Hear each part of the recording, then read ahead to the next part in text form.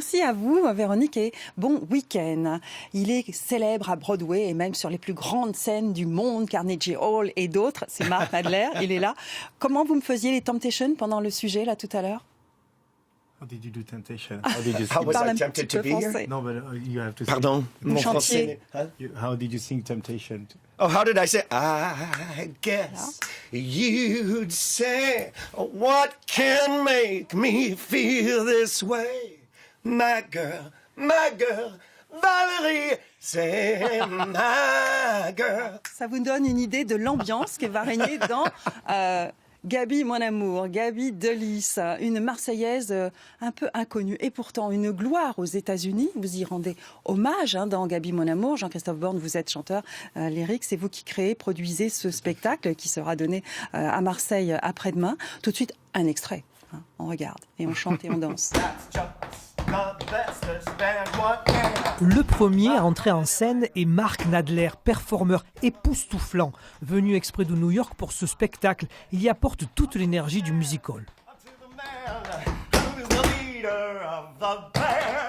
Puis, c'est le tour de Jean-Christophe Borne qui interprète l'ami fidèle, le partenaire de Gaby Delis.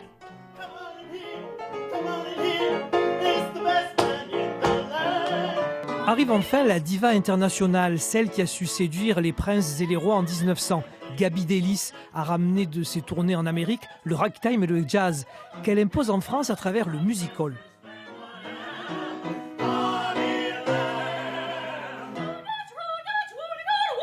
Ce spectacle est une déclaration d'amour à l'artiste marseillaise. On y voit beaucoup de danse bien sûr, mais aussi du chant et des costumes.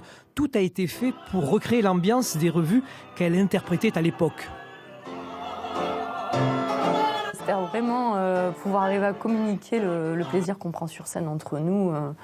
Il n'y a pas de barrière entre le public et nous. On attend qu'il swing avec nous. Jamais le succès de Gaby Delis n'avait été ressuscité avec autant de talent. À découvrir dimanche 15h au Théâtre des Arts de Marseille. Jean-Christophe Borne, c'est à vous qu'on doit ce spectacle plein de peps. Et vous avez fait venir Mark Nadler, ici présent, qu'on a vu faire des claquettes, faire aussi du piano, chanter, il sait tout faire. Comment vous l'avez connu? En fait, grâce à la magie de l'Internet, et j'ai découvert une vidéo de lui sur YouTube, et j'ai été estomaqué. Je n'avais jamais vu d'artiste capable de faire autant de choses. Voilà. C'est ça. Il est en fait le digne successeur de tous ces grands artistes qui ont fait la grandeur de l'Amérique et de l'Amérique des arts, du cinéma. Alors, et c'est un homme extraordinaire. Tout à fait, on l'a vu en extrait. Alors, Gaby, mon amour, c'est un spectacle qui rend hommage à cette Marseillaise dont on a vraiment oublié le nom. Et pourtant, quel personnage Racontez-nous en quelques bribes une courte vie, mais alors extrêmement intense. Issue d'un milieu de commerçants marseillais, elle va s'affranchir des conventions de l'époque, monter à Paris, prendre des cours de danse. Elle arrive à 22 ans à Paris, prendre des cours de danse, prendre des cours de comédie pour aussi faire effacer son accent marseillais, qui était assez prononcé à l'époque. Ensuite, découverte par un producteur anglais qui l'entend chanter le charme de la parisienne alors qu'elle a un accent de marseillaise.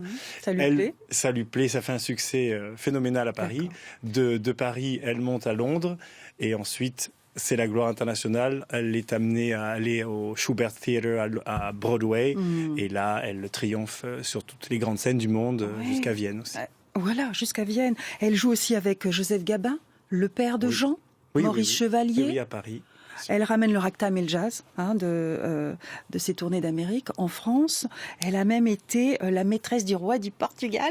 Oui, on dit qu'il aurait perdu sa couronne pour elle. C'est vrai? Oui. Bon, voilà. Sorte de Sarah Bernard des temps modernes. Une sorte de Sarah Bernard. D'ailleurs, elle avait son train privé lorsqu'elle faisait ses tournées américaines.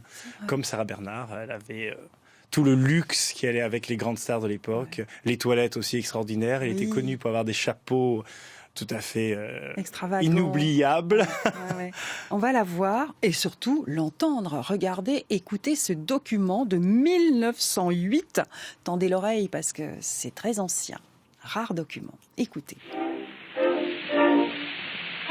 Paris tout même caniste, aujourd'hui faut le chiffon de mer.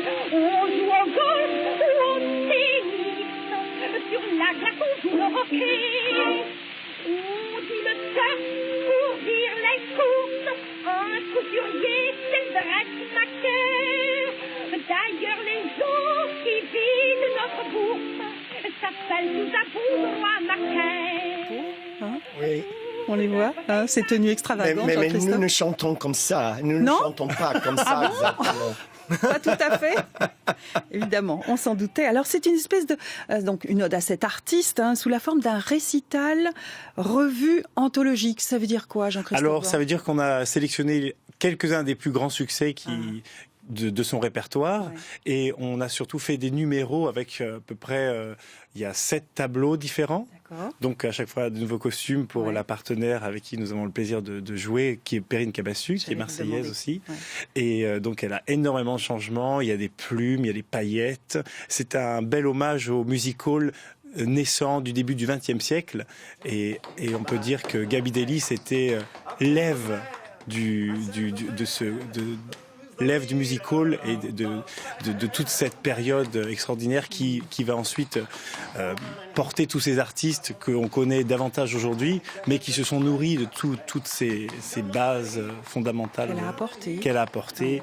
de cette époque formidable où il y avait des compositeurs comme Irving Berlin, qui est un des génies de la musique américaine, justement, avec des titres comme I Love a Piano, Alexander's Ragtime Band, qui est aussi un grand succès.